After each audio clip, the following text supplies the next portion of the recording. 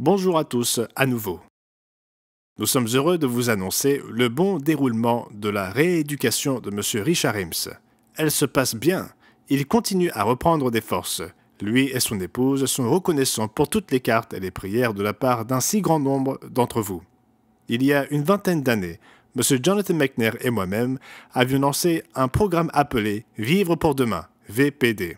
C'est plus qu'une activité, plus qu'un week-end de ski assorti d'une étude biblique et d'une assemblée de sabbat.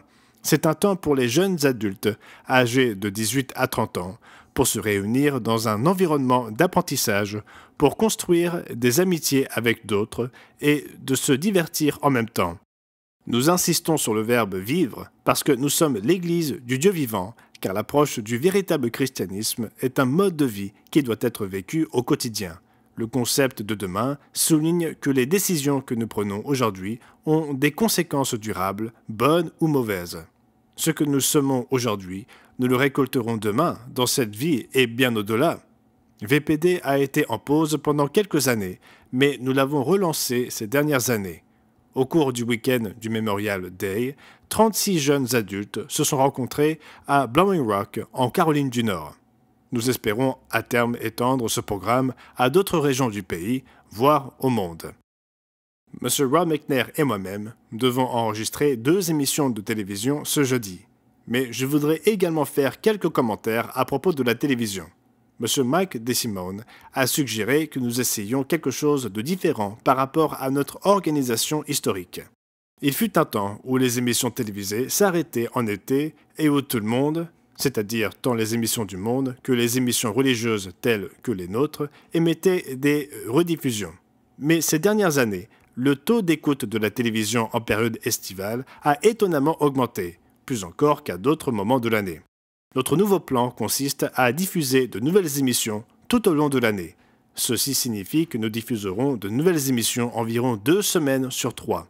En d'autres termes, nous diffuserons 2 nouvelles émissions, puis une émission déjà diffusée que nous appellerons en interne un classique, puis 2 autres nouvelles émissions et une autre classique. Ce schéma de 2 nouvelles émissions et une ancienne se poursuivra tout au long de l'année. Cela s'harmonisera avec notre calendrier YouTube et apportera un flux de nouveaux contenus.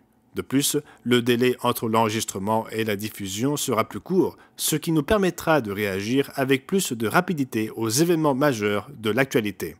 Cette nouvelle approche devrait être mise en œuvre dans un calendrier de 6 à 8 semaines. Les membres se demandent parfois si le coût de la télévision en vaut la peine. Ne devrions-nous pas tout miser sur Internet? Nous entendons souvent cette question. La réponse est simple. L'expérience nous montre que les 2 sont nécessaires. Nous avons un public fidèle à la télévision.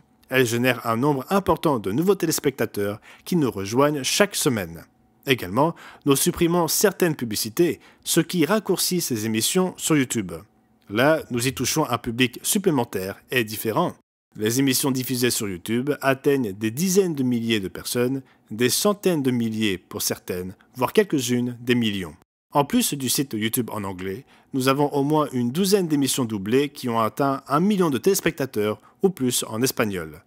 Pour l'émission en anglais, réalisée ici à Charlotte et transmise par la télévision, nous recevons actuellement une moyenne de 630 nouveaux abonnés à la revue du Monde de demain par semaine et 370 autres par semaine grâce aux diffusions sur YouTube. Et bien sûr, les émissions réalisées au Canada ajoutent également de nouveaux abonnés à la revue. Il est important de comprendre que nous pouvons ajouter de nouveaux abonnés à la revue par le biais de la publicité sur Internet, mais ces personnes ne peuvent pas être comparées à celles qui s'abonnent après avoir regardé la retransmission télévisée.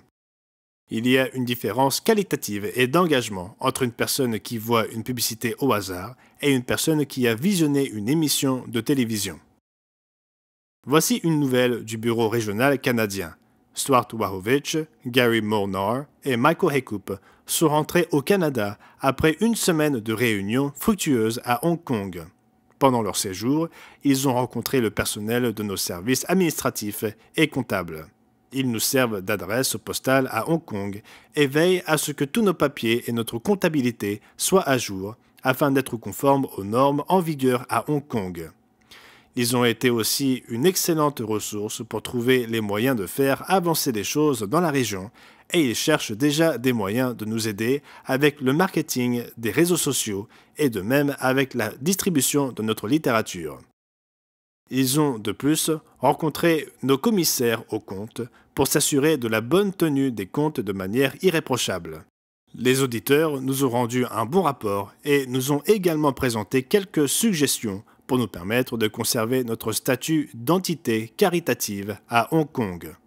Une réunion à la banque nous a permis de mettre à jour plusieurs dossiers devenus obsolètes et dont la mise à jour à distance s'avérait difficile. Ils ont présenté une longue liste d'éléments à l'employé du centre d'affaires de la banque, s'attendant à y passer un certain temps. Mais la gestionnaire qui était là a rapidement examiné leurs demandes. Il a accompli tout ce dont nous avions besoin en quelques minutes seulement. Un autre point en suspens depuis longtemps que nous nous efforçons d'accomplir est l'acquisition d'une carte SIM nous permettant d'avoir un téléphone portable avec un numéro de téléphone local de Hong Kong. Cela nous est nécessaire pour créer des comptes de réseaux sociaux qui peuvent atteindre la Chine continentale. Les résultats du travail de cette semaine devraient grandement nous aider à accélérer l'œuvre de Dieu à Hong Kong et en Chine.